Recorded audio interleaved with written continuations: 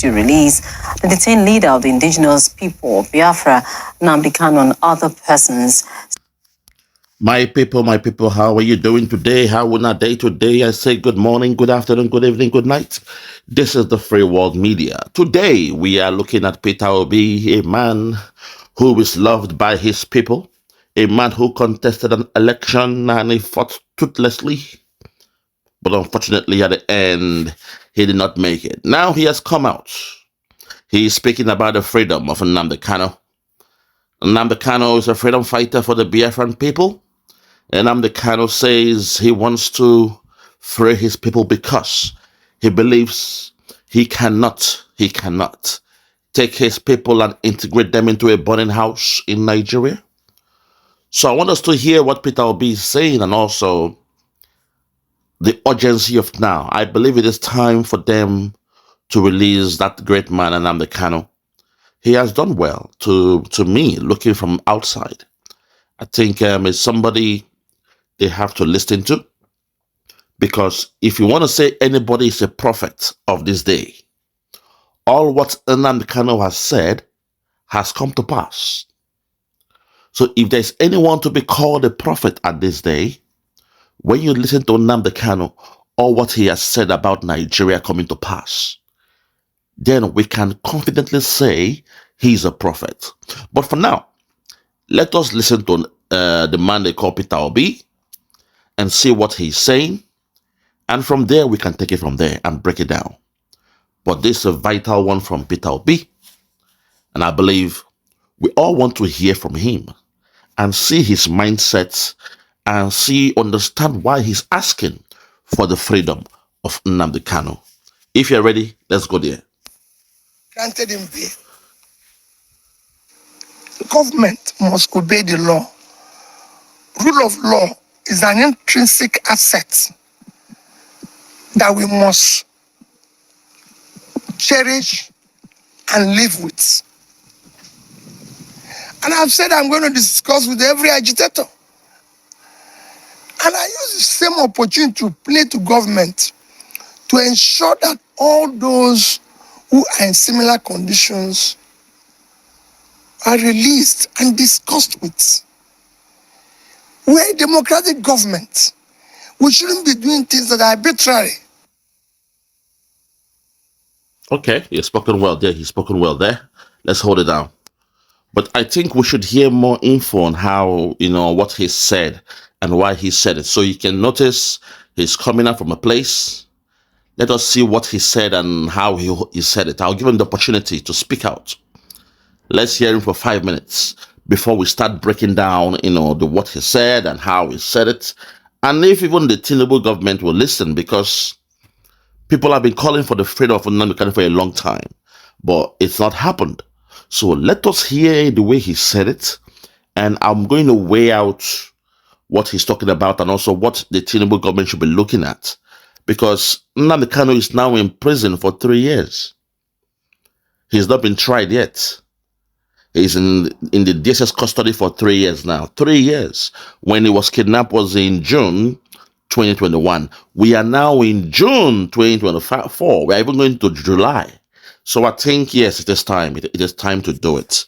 But I will take it back. Let us listen to him on a wider spectrum, hear all what he said, and it is time for us to break this video down. So listen. Listen. He's coming down straight from his house to speak to people. The first primary work of government is security of life and property. It is the foundation in which people can actually live in a nation. Because nobody can stay in an insecure place. Okay. And it is worrisome what is happening in Nigeria, waking up every day with killings, kidnappings, abductions, and everywhere, which has now made Nigeria one of the most insecure places on the surface of the earth. That's true. In fact, it's leading to a failed nation. And that requires an urgent attention of everybody. Okay. In the Southeast in particular, again, that is the same situation. As I thank the government for their effort, Okay. there's need to do more by all leaders to ensure that we tackle this menace. In the Southeast, I urge the various governments, members, I said, while thanking them, to come together as a family. There's need for the governors of the Southeast to work as a family to be able to tackle that. Okay. I'm saying that from the little experience I had when we were there. It is important.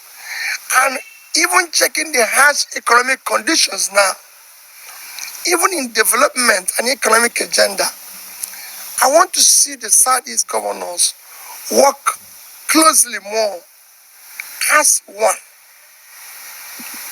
Hold on. The problem is they work in silos, and there is no way any government, any organization, any country, or whatever can work in silos.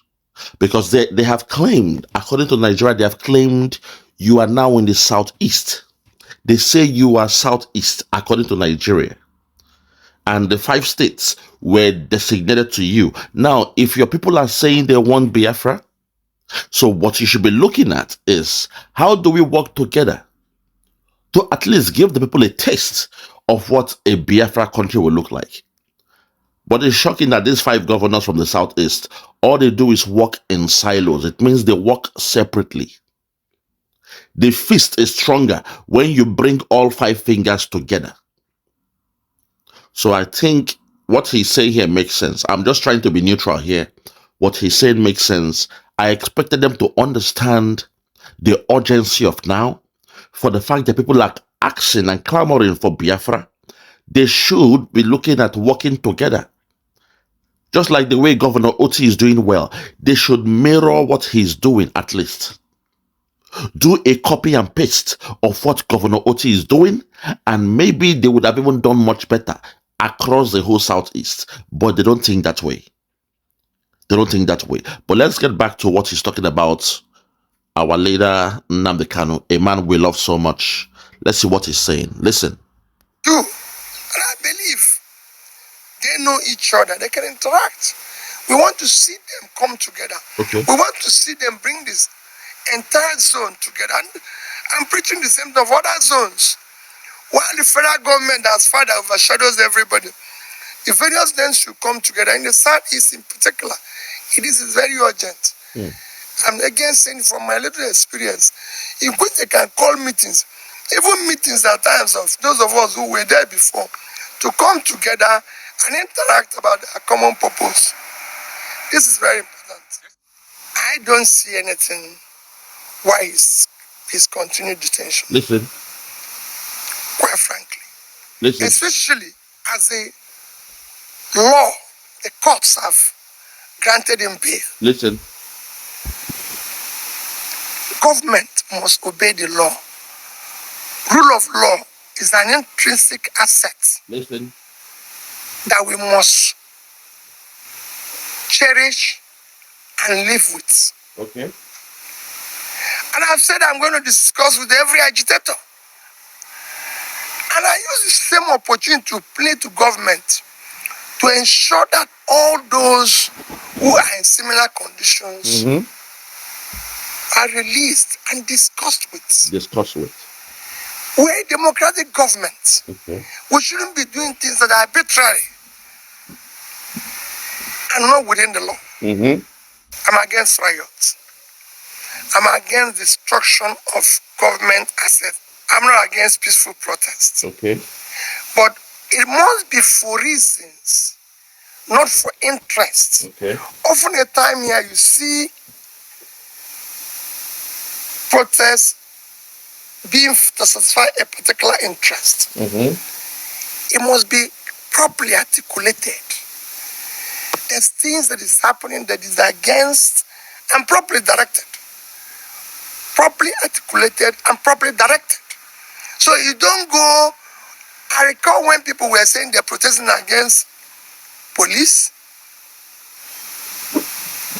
or any other organization of government, and I said to them, No. Let's deal with the leadership.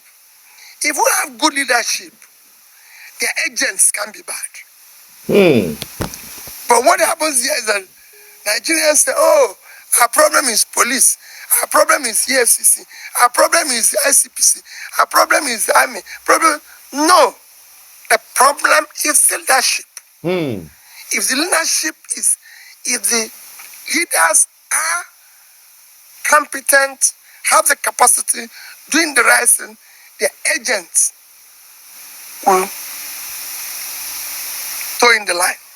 Those are wise words. I would say, on the ultimate analysis, when you're looking at leadership, sometimes if you have a good leader, the other institutions, those underneath the leader will sit up. As the head goes, so does the body goes. So if the head is wavering, the body will wavering. If the head is sick, the body becomes sick. If the head is weak, the body cannot be active. It is the head that controls the body in most cases. So in leadership, you must have somebody who is very, very strong and focused, somebody that is respected amongst his peers, someone that has the power to influence and delegate, and somebody that understands their authority. So what he's saying there makes sense to an extent, and we from the free world, we believe, that it is time for the whole world to start having good leaders that will be there to listen to the people, leaders that will be there to adhere to the rules and regulations, and also make sure, the institutions that they manage, they listen to the people. On the case of Nnamdi Kanu, I think that's the main bullet point here. I really want him to look into that. Listen. That we must cherish and live with. Listen. And I've said I'm going to discuss with every agitator. Okay, listen now. Listen. Entire zone together. And I'm preaching the same thing of other zones. I want to break it down. They can call meetings. Listen. Even meetings at times of those of us who were there before. Let's break it down. To come together and interact about a common purpose. This is very important.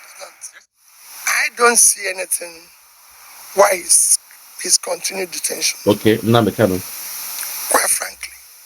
Especially as the law, the courts have granted him bail. Okay. Government must obey the law. Government must obey the law.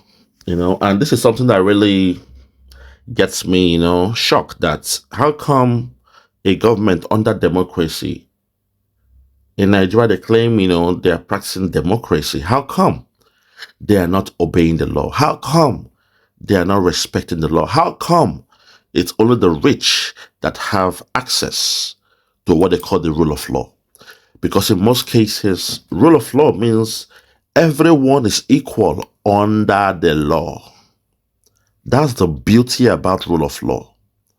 It says there is no big man or small man. There is no big I and small you. In most cases, in Nigerian culture, they will say, do you know who I am? Do you know who I am? When there's an argument, they come with, do you know me? Do you know who I am? I have money. Do you know who I am? I can lock you up. I can cause somebody to make you lose your job. Do you know who I am? That alone is a breach of the tenets of the rule of law. Okay, in America, in the whole world, people don't discuss that. Do you know who I am? No. A councillor, a senator can be dealt with by a citizen. The days of shouting, do you know who I am? We don't do that in the Western world. But in Africa, it's sad that even there was a day, a friend of mine, I was in Nigeria then, a friend of mine was driving me around and he just hit the car of this rich man and he came out. Do you know who I am? And he even had like a military man, next to him, and the guy brought out his whip already. The military man brought his whip ready to beat my friend, who is the driver, in a normal car accident, just a scratch. And luckily, my friend, also had to do what he had to do. He brought his own ID out. And he kept on saying one One word. My father is this, my father is this, my father is this, let's discuss. My father is this, let's discuss. So the military man couldn't hit him because he was a bit worried when he heard the boy coming out with an ID. But the military man was coming to whip a driver for scratching the car of somebody else. So at the end, my friend was not insulted or humiliated that way. But what about if he was a nobody? They would have whipped him and probably bring me out as well, whip me, while the rich man will be embellishing. It's very, very bad. So the rule of law must be respected at all time. If the court says somebody is free, please free that person. Please, I'm begging you, free that person. That's what makes us know that you respect the rule of law. That's the thing. If somebody is free, please allow that man to go. Nnamdi Kanu has no case in court, from what I'm saying. But let's continue. Law is an intrinsic asset that we must cherish, Rule of law, and live with. Listen. Government must obey the law. Listen. Rule of law is an intrinsic asset that we must cherish and live with. Okay. And I've said I'm going to discuss with every agitator. And I use the same opportunity to play to government to ensure that all those who are in similar conditions are released and discussed with. Easy as that. We're a democratic government. We shouldn't be doing things that are arbitrary and not within the law. Listen. I'm against riots. I'm against destruction of government assets. I'm not against peaceful protest. But it must be for reasons, not for interest. Boom. Whatever you are doing has to be for reasons, not for interest.